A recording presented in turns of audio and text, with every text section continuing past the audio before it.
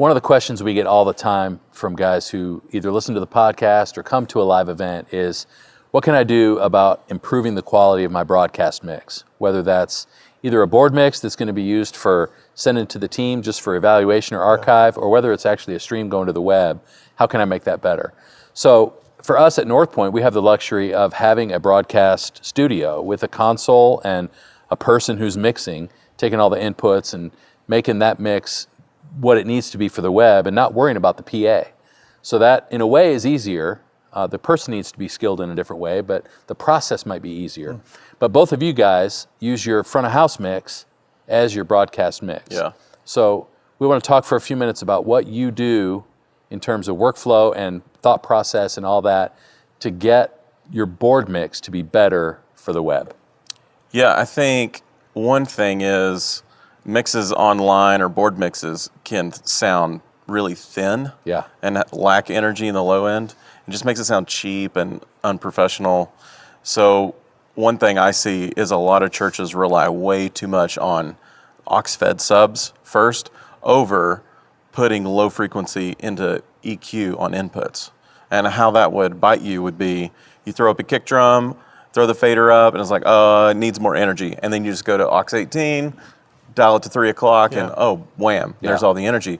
But that doesn't change your board mix, your broadcast mix, anything like that. Right. So if you just flip that and go, turn the subs off, get it sounding as good as you possibly can, boosting the low frequency there on the input, and then throw your subs in, your result for your broadcast mix is going to be better. I'd argue if you have a decent PA, the whole mix would be better doing it that way too. Right. I've been working on the broadcast mix for a long time, like much longer than I probably should have, but that's what got me to go to aux-fed subs. I always did it the other way. And when I started realizing that exact thing, I was like, well, if I could just get the subs off, I can figure out how to build a mix with no subs, right? I mean, everyone should do that. Yeah. Whether you have to go physically unplug the sub cabinets or whatever, try to build your mix in just the PA. So many people rely on using the console to do some mumbo jumbo to make their broadcast mix better. Right. They could just work on what's coming out of the speakers and the way they're dealing with it on the console. So that's why I did that. Get the mix going. Is it all cool? Listen to the broadcast side. More often than not, I was like, this rules. This is much better. Yep. Then if I needed energy for the room, you could go back in and tweak that in and help. Add it after the fact. Yeah, but... And then you're not affecting your broadcast mix because it's already cool. That's right. Right. So keeping that in check is a huge deal because I go into so many spaces. Like, how many concerts do you go to that are like, there's so much low end in here and they're really relying on it. Right. If we're trying to make our broadcast mixes better, especially in a church, being able to mitigate that early on in the process is only going to help.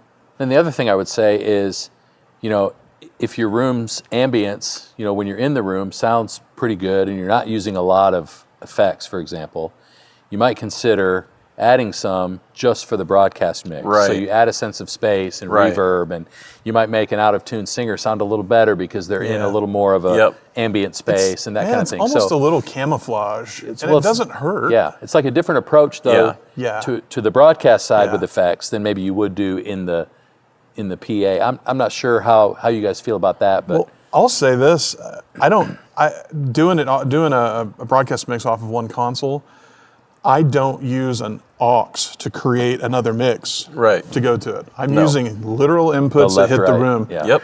So I may go a little more liberal on effects in the room, not enough to change the dynamics of the space, but I may go a little wetter on some things, knowing that I'm doing it for two things, room and broadcast. You know what I mean? Good. Yeah. And make adjustments like that. Compromises, but and find the middle ground so that both are served really well. That's right. That's right. And there's usually a place where you can find a way to add some more reverb or some thickeners or something that doesn't take away your room. Would you agree with that? I know what you're saying. Yeah, and then you go listen to that and go, that's really usable. Yeah. That can really work.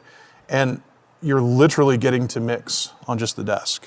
I've also seen, and I've been guilty of this, you go into a small room and you just neglect things like overheads because you're hearing them so loud off the stage, but then you go listen to the board mix and it's kick snare and it's like all you hear. Right.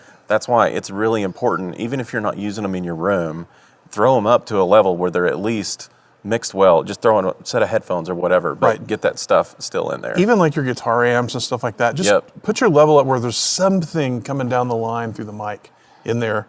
Some of those tricks can really make a broadcast mix come alive. That's cool. Yeah. Thanks so much for checking out this video. We really hope you liked it.